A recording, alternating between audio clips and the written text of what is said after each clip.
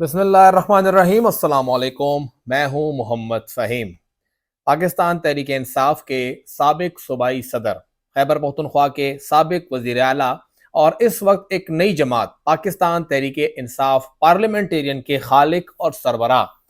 परवेज़ खटक साहब ने ये दावा किया है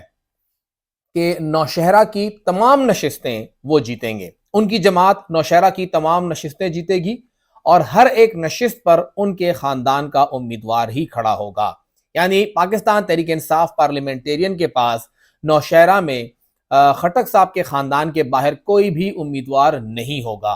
आम इंतखाबात 8 फरवरी 2024 को होंगे और उसके लिए अब तक जो सामने आई है सूरत हाल, उसके मुताबिक परवेज खटक साहब का पूरा खानदान इस इंतखाब में हिस्सा लेगा।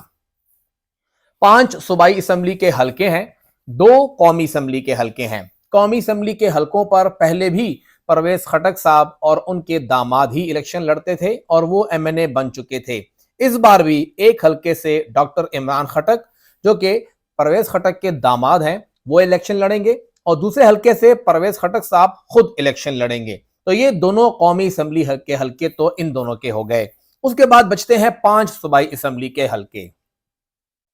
2 सूबाई असम्बली के हलकों पर परवेज खटक साहब खुद इलेक्शन लड़ेंगे और एक सूबाई असम्बली के हलके पे डॉक्टर इमरान इलेक्शन लड़ेंगे। यानी डॉक्टर इमरान एक सूबाई और एक कौमी असम्बली के इलेक्शन लड़ेंगे और परवेज खटक साहब 2 सूबाई असम्बली और एक कौमी असम्बली के हलके पे इलेक्शन लड़ेंगे। बाकी बचे 2 सूबाई असम्बली के हलके। तो साबिक जो इंतखाबात थे, उसके बाद जब खटक साहब ने अपनी नशिस्त छोड़ी थी, 2 सीटें वो जीते थे, तो एक पे उनका भाई MPA बन गया था लियाकत खटक और दूसरे पे उनका बेटा इब्राहिम खटक MPA बन गया था। तो इस बार इब्राहिम खटक अपने ही हलके पे इलेक्शन लड़ेंगे जो कि उनके साहिबजादे हैं और एक हलका जो बाकी बच जाता है वहां पे इस्माइल खटक, जो परवेज खटक के दूसरे साहिबजादे हैं, वो इलेक्शन लड़ेंगे। यानी सूबाई असम्बली की 5 नशिस्तों में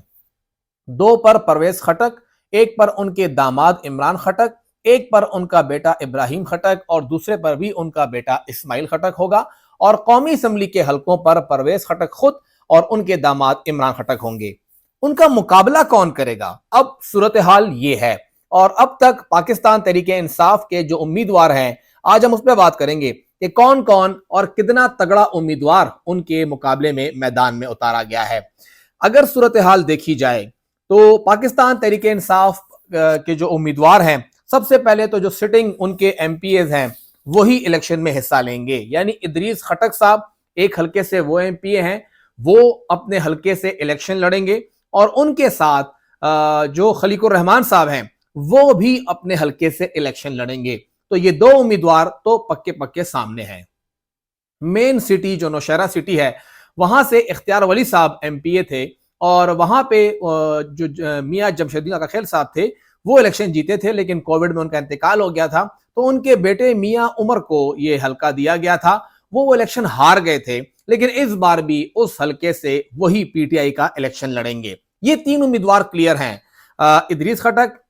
मियां उमर और उसके साथ खलीकुर रहमान। इन 3 हलकों में जो मियां उमर आका खेल साहब का हलका है मेन सिटी का, वो मुकाबला होगा उनका इख्तियार वली से भी और परवेज खटक साहब इस हलके से इलेक्शन लड़ेंगे, यहां उनका मुकाबला होगा।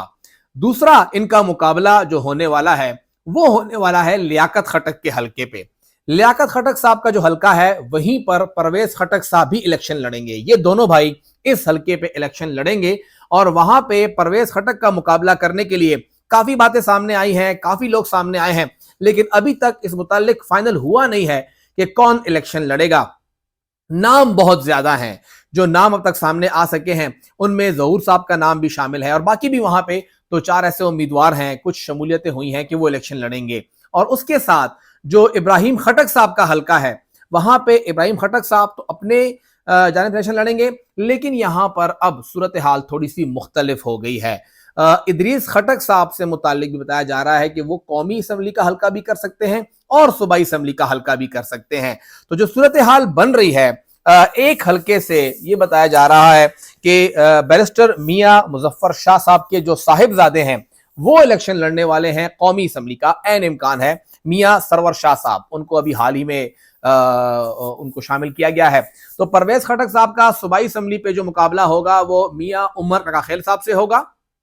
اور دوسرا جو جس حلقے سے وہ الیکشن لڑیں گے وہ ہوگا قومی اسمبلی کا حلقہ۔ تو وہاں پہ ادریس خٹک صاحب جو ہیں عین ممکن ہے کہ وہ قومی اسمبلی کا حلقہ لڑیں، صوبائی تو ان کے پاس ہے ہی لیکن وہ قومی کا لڑیں۔ اگر تو وہ قومی کا حلقہ لڑتے ہیں تو پھر وہاں پر ان کے جو بھانجے ہیں جہانگیرہ کے جو چیئرمین ہیں وہ وہاں سے الیکشن لڑیں گے، کامران رازق خان وہ صوبائی الیکشن لڑیں گے، یا پھر وہ قومی پہ آ جائیں گے تو ادریس صاحب جو ہیں وہ صوبائی پہ ہوں گے۔ تو پرویز خٹک صاحب کا مقابلہ یہاں پہ قومی اسمبلی پہ میاں سرور شاہ صاحب، ادریس خٹک صاحب یا کامران رازق خان صاحب، ان تین میں سے کسی ایک کے ساتھ ہو سکتا ہے، عین امکان ہے کہ انہی میں سے کسی کے ساتھ ہوگا۔ ڈاکٹر عمران کا جو حلقہ ہے یہاں پہ صورتحال تھوڑی سی مختلف ہے، اور ہم جو لیاقت خٹک صاحب کے حلقے کی بات کر رہے ہیں کہ وہاں پر پرویز خٹک کا مقابلہ کون کرے گا تو وہ بھی یہاں پہ کلیئر ہو جائے گا۔ یہاں پہ 5 امیدوار ہیں۔ یہ حلقہ جو ڈاکٹر عمران کا حلقہ آتا ہے، خٹک صاحب کا ایک پی کے ان کے ساتھ لگ رہا ہے، کیونکہ وہ جو ان کا حلقہ تھا وہ بالکل آدھا ہو گیا ہے، جو خلیق الرحمان صاحب کا تھا خٹک نامہ کو الگ کر دیا گیا ہے، اس کے ساتھ جو ان کے ساتھ علاقہ اکٹھا کیا گیا تھا، تو ان کے اس حلقے کے اندر، کیونکہ اس کے اندر کچھ نظام پور کا حلقہ بھی شامل ہو گیا تھا، کچھ وہاں پہ ساتھ مانکی شریف بھی شامل ہو گیا، تو یہ پورا حلقے اکٹھے ہو گئے تھے۔ اس کے اندر بتایا جا رہا ہے کہ 5 نام ہیں، ان 5 ناموں میں سے قومی اسمبلی اور 2 صوبائی اسمبلی کے حلقے فائنل ہونے ہیں۔ ایک صوبائی اسمبلی کا حلقہ تو خلیق صاحب کا پرماننٹ ہے، عین ممکن ہے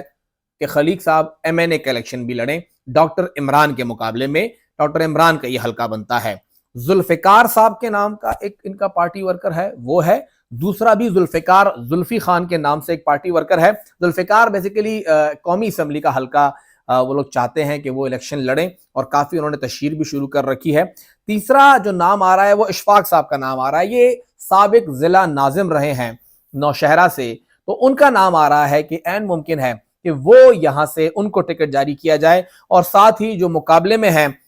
جو یہاں پہ محبوب صاحب ہیں جو سابق تحصیل ناظم بھی تھے اور اس وقت پی ٹی آئی کے تحصیل کے صدر بھی ہیں، اور ابراہیم شاہ صاحب جنرل سیکرٹری ہیں پی ٹی آئی کے۔ تو یہ 5-6 نام ہیں،